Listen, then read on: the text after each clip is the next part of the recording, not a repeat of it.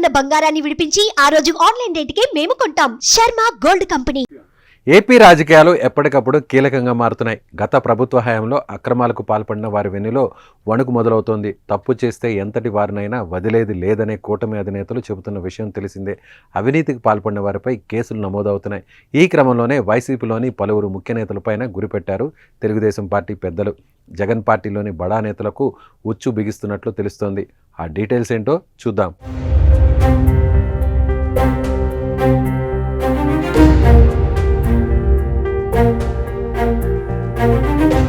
మాజీ మంత్రి కొడాలి నానిపై వరుస కేసులు నమోదవుతున్నాయి. వైసీపీ హయాంలో టీడీపీ నేతలను లక్ష్యంగా చేసుకుని కొడాలి నాని చేసే కామెంట్స్ అందరికీ తెలిసిందే.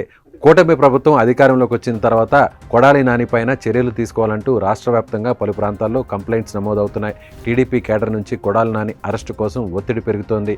ఇదే సమయంలో గుడివాడలో జగనన్న కాలనీలో అక్రమాలు జరిగాయంటూ తాజాగా మరో కేసు నమోదైంది.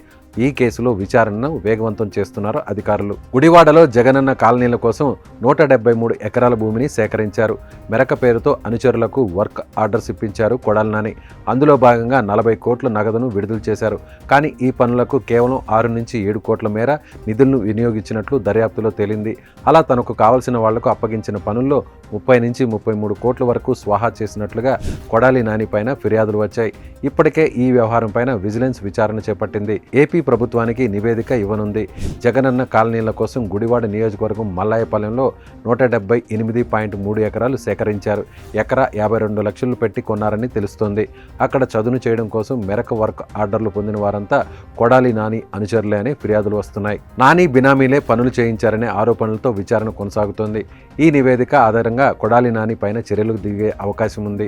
టీడీపీ పైన వైసీపీ హయాంలో విరుచుకుపడిన కొడాలి నాని, వల్లభనేని వంశీ ఇద్దరు ఇప్పుడు మౌనంగా ఉంటున్నారు. ఎక్కడా ఎలాంటి చప్పుడు చేయట్లేదు. పార్టీ వ్యవహారాల్లోనూ పాల్గొనడం లేదు.